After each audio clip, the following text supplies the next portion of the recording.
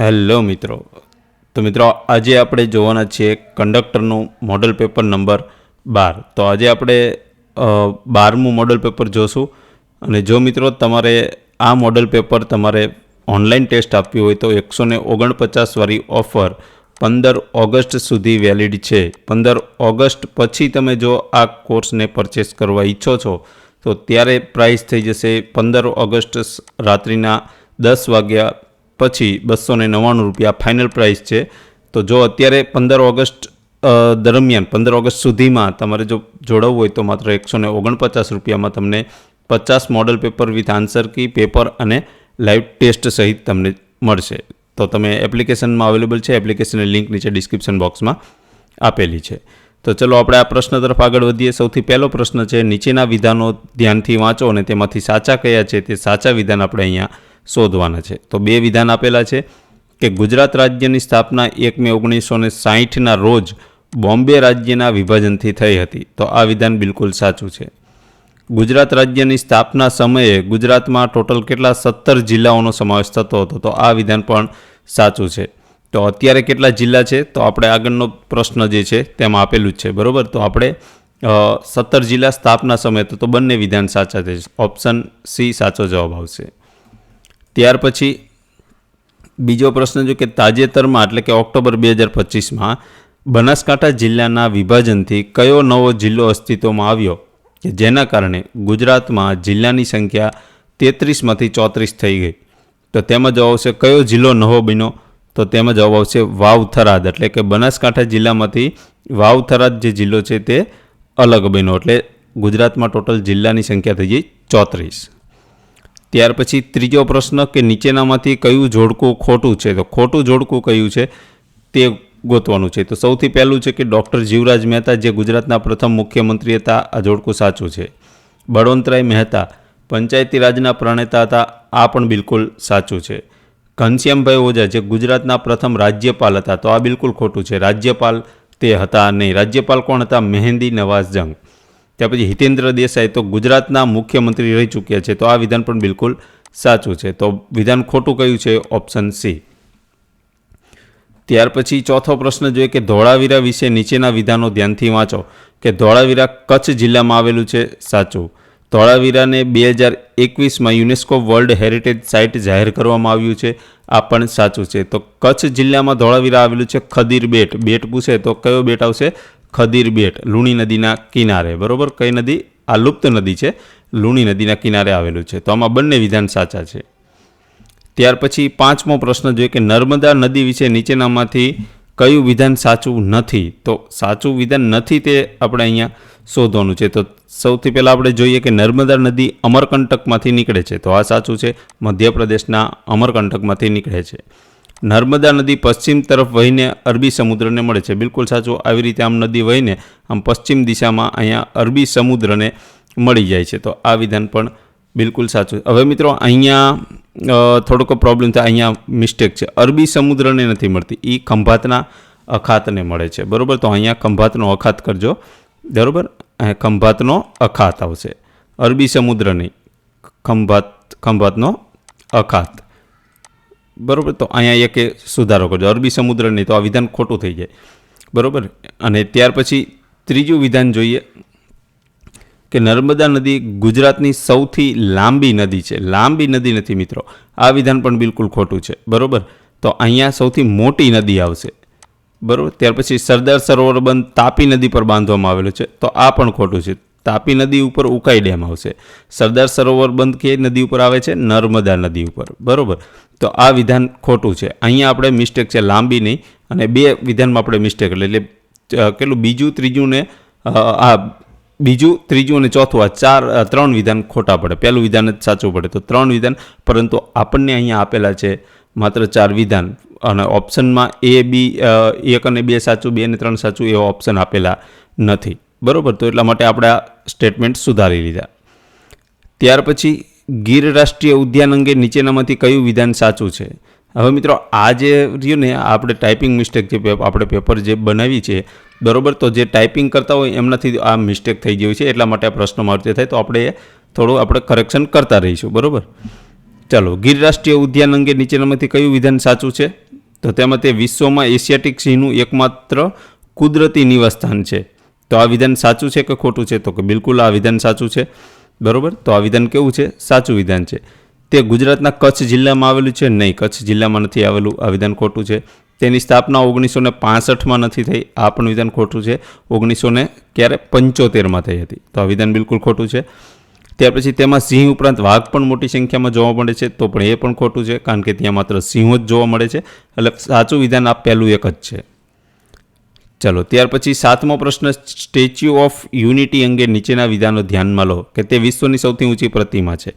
સાચું છે. સરદાર પટેલની પ્રતિમા જે છે 182 મીટર ઊંચી છે, વિશ્વની સૌથી ઊંચી પ્રતિમા છે. તે કેવડિયા ખાતે સાધુ બેટ પર સ્થિત છે. તો આ પણ વિધાન સાચું છે. કેવડિયા ખાતે જે બેટ જે છે એ બેટનું નામ છે સાધુ, એટલે કે બંને વિધાન સાચા છે. નીચેનામાંથી કયું બંદર ગુજરાતનું સૌથી મોટું અને ભારતનું સૌથી મોટું ખાનગી બંદર છે? ગુજરાતનું તો ખરું જ, પણ ભારતનું સૌથી મોટું ખાનગી બંદર એવું કયું છે? ગુજરાતનું મુન્દ્રા બંદર.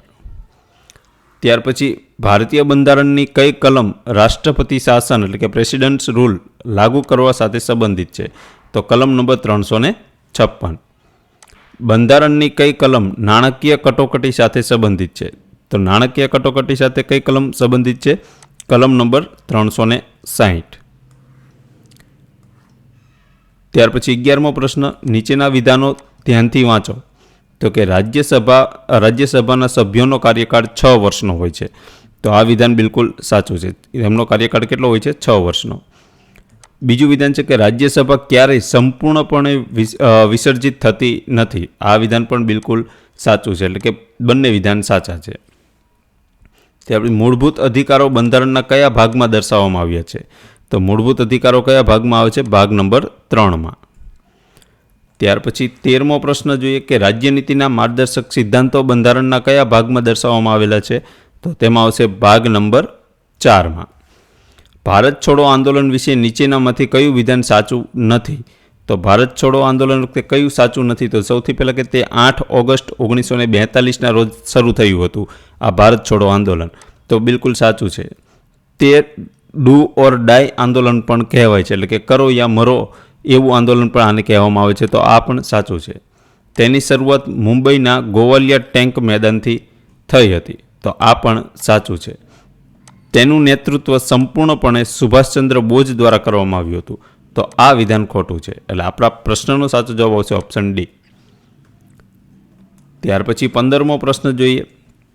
અસહકાર આંદોલન કયા બનાવ પછી ગાંધીજીએ પાછું ખેંચ્યું? તો તેમાં જવાબ આવશે ચોરાચોરીનો જે બનાવ થયો એ બનાવ પછી ગાંધીજીએ પાછું ખેંચ્યું, કારણ કે અહીંયા બહુ જ હિંસા થઈ.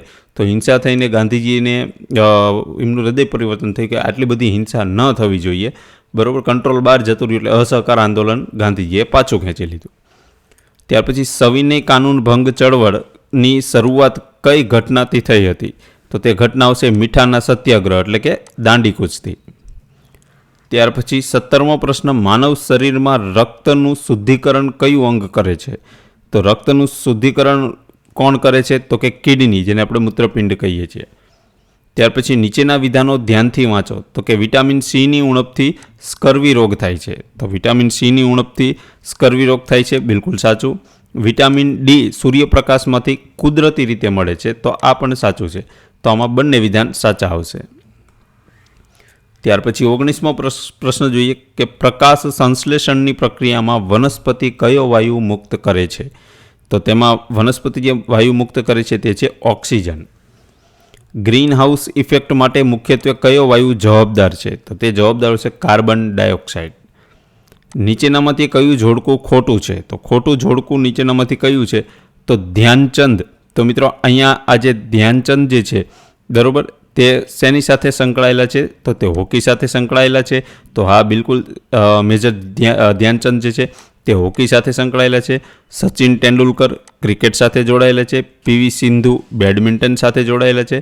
વિશ્વનાથ આનંદ એ ચેસ સાથે જોડાયેલા છે. એટલે કે આમાં બધા સાચા છે, આમાં ખોટું એ કંઈ નથી. બરાબર, તો આપણે અહીંયા બધા સાચા ગણશું. આપણે આ પ્રશ્નને આપણે અહીંયા કોઈ ખોટું મેકવું જોઈએ પણ ખોટું નથી મેકવું. આ બધા જે ઓપ્શન છે તે સાચા છે. ત્યાર પછી મિશન ઇન્દ્રધનુષ યોજના કયા ક્ષેત્ર સાથે સંબંધિત છે? તો તેમાં આવશે બાળ રસીકરણ સાથે. પીએમ કિસાન યોજના હેઠળ ખેડૂતને વાર્ષિક કેટલી આર્થિક સહાય આપવામાં આવે છે? તો તેમાં જ આવશે વાર્ષિક 6,000 રૂપિયા. ત્યાર પછી 24મો પ્રશ્ન, નીચેના વિધાનો ધ્યાનમાં લો કે આયુષ્યમાન ભારત યોજના હેઠળ પ્રતિ પરિવાર રૂપિયા 5 લાખ સુધીનું આરોગ્ય વીમા કવચ મળે છે. તો આ વિધાન બિલકુલ સાચું છે, 5 લાખ. બરોબર. ત્યાર પછી આ યોજના 2018માં શરૂ કરવામાં આવી હતી. હવે મિત્રો અહીંયા અત્યારે 10 લાખ પણ થઈ ગયા છે. બરોબર. તો આ યોજના 2018માં શરૂ કરવામાં આવી હતી. તો આ વિધાન પણ સાચું છે, એટલે ઓપ્શન સી આવશે. ત્યાર પછી સંયુક્ત રાષ્ટ્ર સંઘ એટલે કે યુએનનું મુખ્યાલય કઈ જગ્યાએ આવેલું છે? તો તેમાં જ આવશે ન્યૂયોર્કમાં. યુનોનું ક્યાં આવેલું છે? યુનોનું યુએનનું ન્યૂયોર્કમાં. ત્યાર પછી 26મો પ્રશ્ન, વિશ્વ આરોગ્ય સંસ્થા એટલે કે WHO મુખ્યાલય એટલે કે વડું મથક કઈ જગ્યાએ આવેલું છે? તો તેમાં જ આવશે જીનીવા ખાતે. નીચેનામાંથી કયો પુરસ્કાર સાહિત્ય ક્ષેત્રે અપાતો સર્વોચ્ચ ભારતીય પુરસ્કાર ગણાય છે? તો તેમાં જ આવશે જ્ઞાનપીઠ પુરસ્કાર. દાદા સાહેબ ફાળકે એવોર્ડ કયા ક્ષેત્રમાં આપવામાં આવે છે? તો દાદા સાહેબ ફાળકે એવોર્ડ જે છે તે ભારતીય સિનેમામાં આપવામાં આવે છે. નીચેના વિધાનને ધ્યાનમાં લો કે પહેલું છે કે ભારતનું બંધારણ વિશ્વનું સૌથી લાંબુ અને લેખિત બંધારણ છે. તો આ વિધાન સાચું છે. ત્યાર પછી બીજું વિધાન છે ભારતના બંધારણનો મુસદ્દો એટલે કે ખરડો ડૉક્ટર બી આર આંબેડકરની અધ્યક્ષતામાં મુસદ્દા સમિતિ દ્વારા તૈયાર કરવામાં આવ્યો હતો. તો આ પણ સાચું છે, એટલે બંને વિધાન કેવા છે? સાચા છે. ત્યાર પછી 30મો પ્રશ્ન જોઈએ. નીચેનામાંથી કઈ પંચવર્ષીય યોજના ભારતમાં સૌપ્રથમ અમલમાં આવી હતી? તો સૌપ્રથમ કઈ પંચવર્ષીય યોજના આવી હતી? તો 1951 થી 1956 એ પ્રથમ પંચવર્ષીય યોજનાનો સમયગાળો છે. ત્યાર પછી 2 વિધાન છે, તેનામાંથી સાચા વિધાન કયા છે તે આપણે અહીંયા શોધવાના છે. તો સૌથી પહેલું છે કે રેમ એ વોલેટાઇલ એટલે કે અસ્થાયી મેમરી છે. તો આ સાચું છે. ત્યાર પછી રોમમાં સંગ્રહિત ડેટા કોમ્પ્યુટર બંધ થતાં ભૂસાઈ જાય છે. તો આ વિધાન બિલકુલ ખોટું છે. રોમમાં જે ડેટા સંગ્રહિત કરેલો હોય છે તે કોમ્પ્યુટર બંધ થાય તો તે ભૂસાઈ જતો નથી, તે હોય જ છે. બરાબર. તો આ પહેલું એક જ સાચું આવશે. ત્યાર પછી 32મો પ્રશ્ન, નીચેનામાંથી કયું જોડકું ખોટું છે? તો ખોટું જોડકું નીચેનામાંથી કયું છે? તો સૌથી પહેલું કે રેમ તો કે રેન્ડમ એક્સેસ મેમરી, આ સાચું. રોમ તો રીડ ઓનલી મેમરી, આ પણ સાચું. સીપીયુ તો સેન્ટ્રલ પ્રોસેસિંગ યુનિટ, આ પણ સાચું. યુઆરએલ તો યુનિવર્સલ રીડિંગ લિંકનો યુનિવર્સલ રિસોર્સ લોકેટર આવશે. બરાબર. તો આ ખોટું છે, એટલે ઓપ્શન ડી સાચો જવાબ આવશે. સીપીયુના મુખ્યત્વે કેટલા ભાગ ગણવામાં આવે છે અને તે કયા કયા છે? તો સીપીયુના મુખ્ય કેટલા ભાગો છે? તો કે 3 ભાગો છે. કયા કયા? તો કે એક એએલયુ છે, એરિથમેટિક લોજિક યુનિટ. ત્યાર પછી છે કંટ્રોલ યુનિટ અને ત્રીજું છે મેમરી યુનિટ. આ મુખ્ય 3 ભાગો છે કોમ્પ્યુટરના. ત્યાર પછી 34મો પ્રશ્નનો આન્સર તમારે નીચે કમેન્ટ કરવાનો છે કે 1 GB બરાબર કેટલા MB થાય? બરાબર. આનો આન્સર તમારે નીચે કમેન્ટ કરવાનો છે. અને કમેન્ટમાં મિત્રો એક આ ખાસ ABCD ના લખતા, કારણ કે ABCDમાં શું આપણે ઘણા બધા વિડીયો છે ને, તો તમે ABCD લખો તો હું પછી ભૂલી જાઉં કે કયા પ્રશ્નનો જવાબ તમે આપી રહ્યા છો. તો પ્રોપર જે ઓપ્શન હોય તે ઓપ્શન લખો તમે, કે બરાબર કે આમાં કે 1512 MB કે 1000 MB કે 2048 MB કે 1024 MB કે જે પણ આન્સર હોય એ તમે લખો. આમ ખાલી 2 મિનિટ થશે, તમે લખો ને તો તમને તે યાદ રહી જશે. તમારે પરીક્ષામાં તરત ક્લિક થાય કે ના બરાબર મેં આ કમેન્ટ કરી હતી અને એ જ પ્રશ્ન છે જો પૂછાય તો. બરાબર.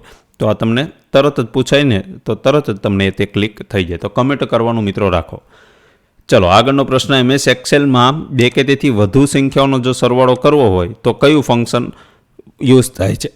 સોરી મિત્રો, કયું ફંક્શન વપરાય છે? તો તેમાં જ આવશે સમ ફંક્શન.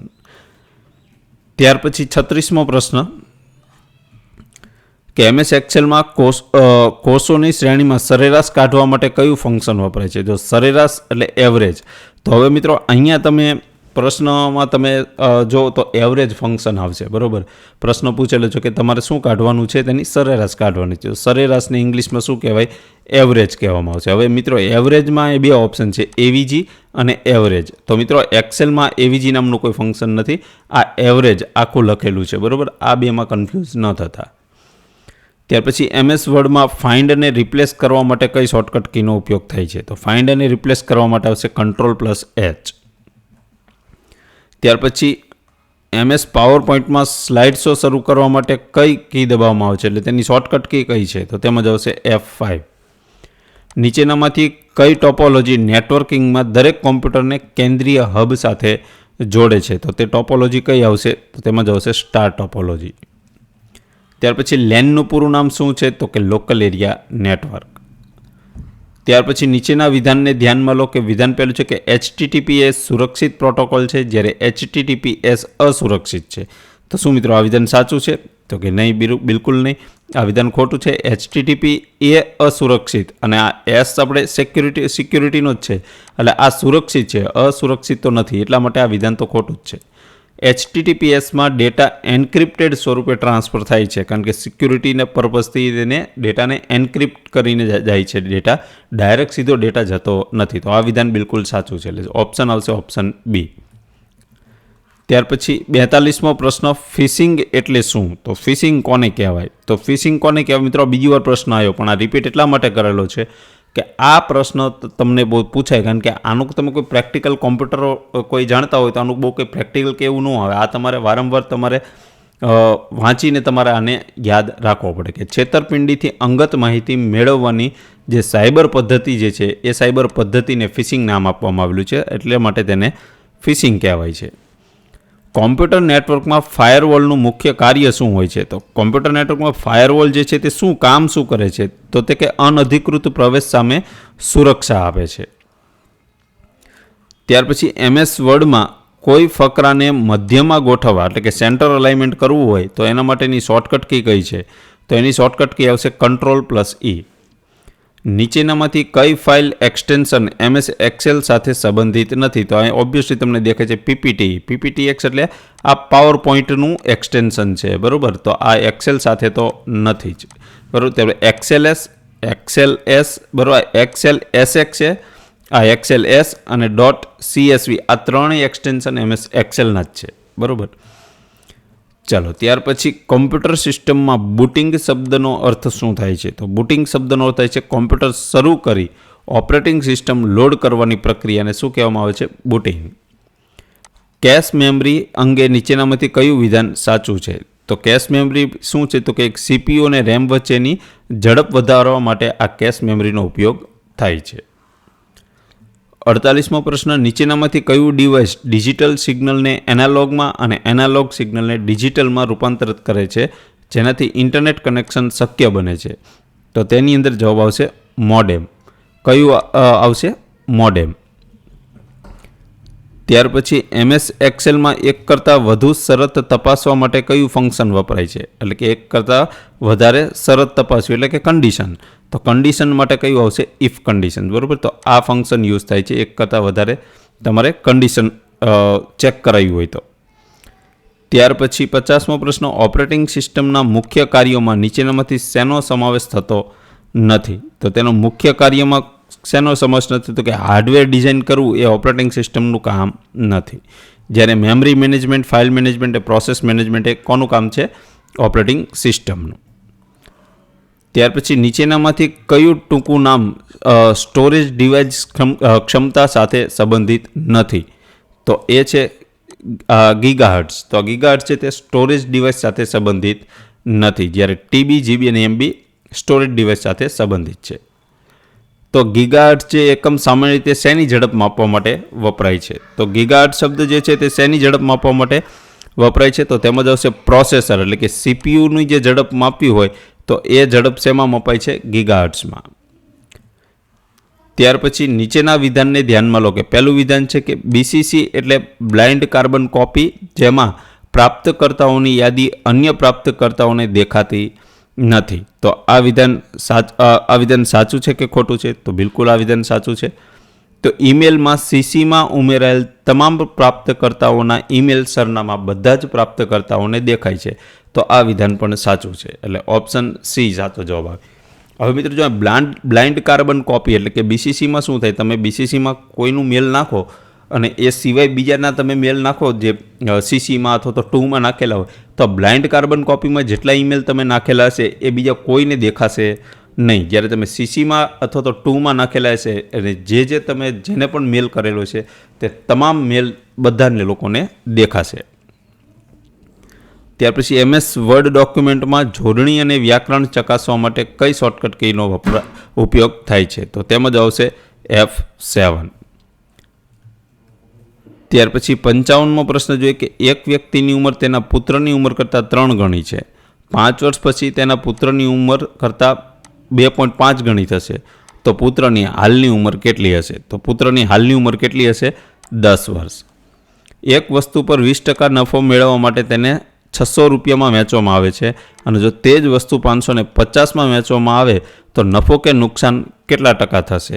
તો તેમાં થશે 10% નફો થશે.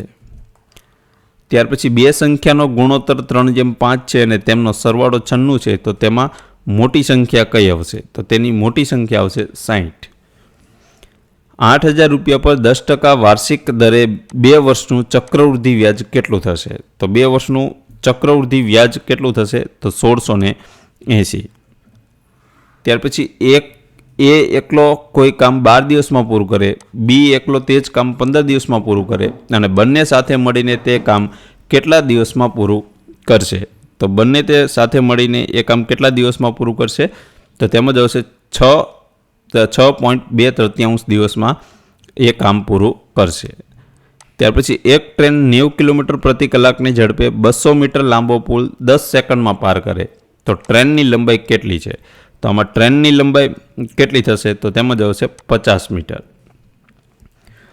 ત્યાર પછી શ્રેણી પૂર્ણ કરો, તો કે 3, 7, 15, 31, એટલે કે 3 દુ 6 + 1 7, 7 દુ 14 + 1 15, 15 દુ 30 + 1 31 અને 31 દુ કેટલા થાય? 62 + 1 એટલે જવાબ આવશે 63, એટલે ઓપ્શન બી.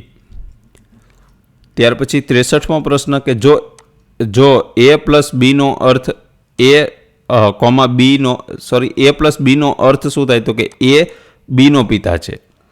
A - Bનો અર્થ થાય છે કે A Bની માતા છે. A × Bનો અર્થ થાય છે કે A Bનો ભાઈ થાય છે. તો P + Q × R માં R Pનું શું સગું થાય?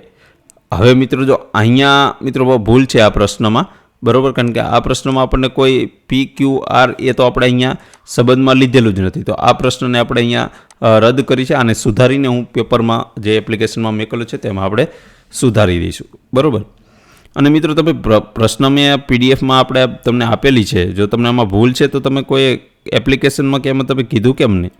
જે મિત્રો કોર્સ પરચેસ કરેલું છે તેઓ કમસે કમ મેસેજ તો કરો કોર્સની અંદર કે આમાં આ પ્રશ્નમાં ભૂલ છે, તો આપણે તેને તરત ડાઉટ આપણે સોલ્વ કરી દઈએ, એને સુધારી દઈએ, કારણ કે આપણે ટાઈપ બાર કરાવવા આપણે દઈએ છીએ, બરાબર. તો એ બધું ગડબડ કરી શકે અને કોઈક વાર એવું બને કે આપણે એનું ક્રોસ વેરીફાઈ કરવાનું રહી ગયું હોય.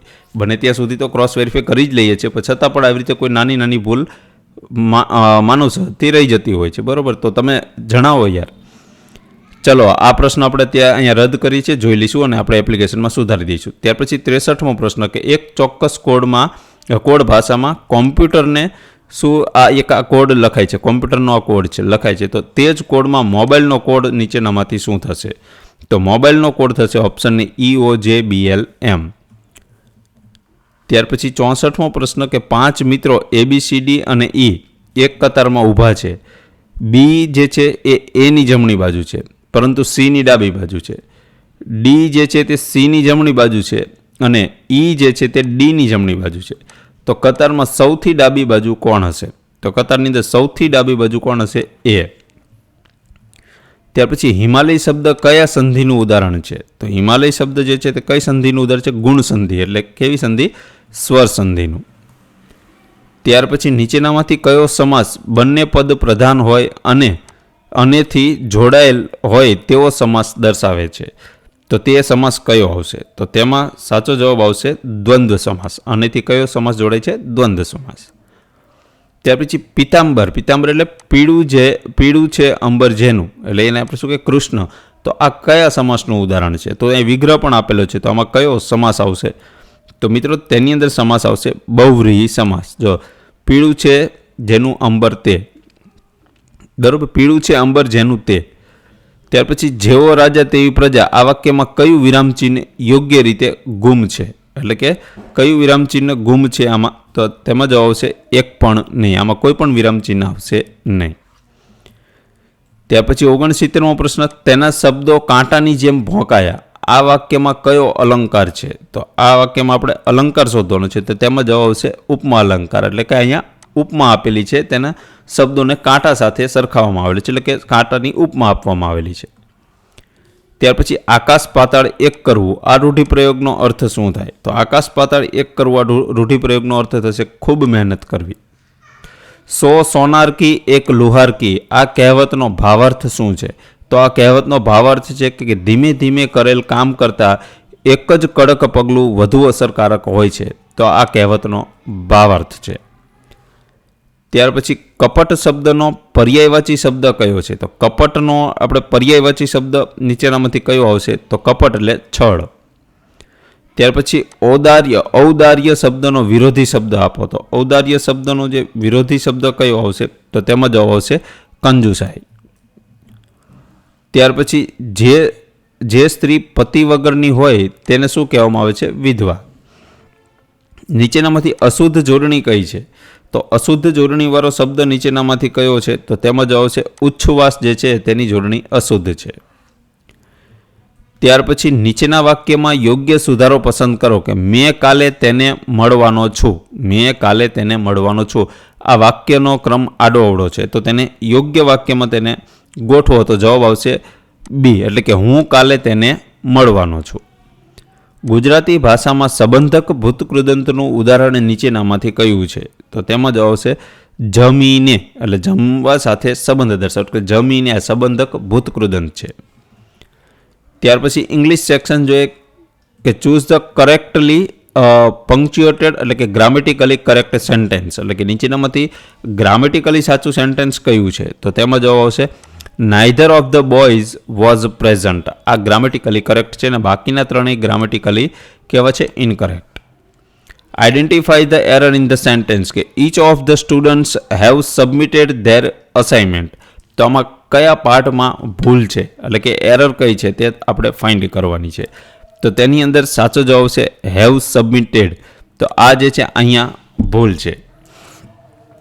ત્યાર પછી choose the correctly formed sentence using the present perfect continuous tense, એટલે કે ચાલુ પૂર્ણ વર્તમાન કાળનું નીચેનામાંથી સાચું વાક્ય કયું છે, તો તેમાં જવાબ આવશે she has been working here since 2018, એટલે કે 2018, તો આ ચાલુ પૂર્ણ વર્તમાન કાળનું ઉદાહરણ છે. ત્યાર પછી ચેન્જ ઇન્ટુ ઇનડાયરેક્ટ સ્પીચ, કે he said I am going to Mumbai tomorrow, આનું ઇનડાયરેક્ટ વાક્ય બનાવીએ તો જવાબ આવશે he said that he was going to Mumbai the next day. ત્યાર પછી choose the correct passive voice of they are building a new bridge, તો આનું પેસિવ વાક્ય શું બને, તો આનું પેસિવ બનશે a new bridge is being build by them. ત્યાર પછી 83મો પ્રશ્ન, choose the correct option to fill in the blank, કે ઇફ આઈ ખાલી જગ્યા known earlier I would have helped you, તો આ ખાલી જગ્યામાં ક્રિયાપદ કયું આવશે, તો આમની અંદર ક્રિયાપદ આવશે હેડ, એટલે કે આઈ હેડ નોન અર્લિયર, જો મને પહેલાં ખબર હોત તો. Identify the correctly used condition sentence, તો કરેક્ટલી યુઝ થઈ ગયેલું એવું યુઝ કયું સેન્ટેન્સ છે નીચેનામાંથી, તો તેમાં જ આવશે option B if C comes I will leave. ત્યાર પછી 85મો પ્રશ્ન છે કે choose the word nearest in meaning to meticulous, તો મેટિક્યુલસનો નિયરેસ્ટ મિનિંગવાળો શબ્દ નીચેનામાંથી કયો છે, તો તેમાં જવાબ આવશે કેરફુલ એન્ડ પ્રિસાઇઝ. ત્યાર પછી ચૂઝ ધ એન્ટોનિયમ, એટલે કે વિરુદ્ધાર્થી, તો બેનેવલેન્ટ જે છે બેનેવલેન્ટ, તો એનો વિરુદ્ધાર્થી શબ્દ કયો થશે, તો એનો વિરુદ્ધાર્થી શબ્દ થશે malevolent. Identify the correct one word substitution, એટલે કે શબ્દ સમૂહ માટે એક શબ્દ, તો કે a person who can not read or write, તો તેને એક શબ્દમાં શું કહેવાય, તો તેને શું કહેવાય અજ્ઞાન, એટલે કે જેને જ્ઞાન નથી, જ્ઞાન નહીં મિત્રો, ઓલું શું કે સાક્ષર અસાક્ષરતા હોય ને, તો એને ઇંગ્લિશમાં શું કહેવાય? તો એને કહેવાય છે ઇલિટરેટ. બરાબર, લિટરેટર એટલે શું થાય? સાક્ષર થાય. ઇલિટરેટ એટલે અસાક્ષર. ત્યાર પછી 88મો પ્રશ્ન, choose the meaning of the idiom. તો ઇડિયમનું મિનિંગ કહેવાનું છે કે to burn the midnight oil. તો આનું ઇડિયમ કયું થશે? તો તેમાં જવાબ આવશે to work late in to the night.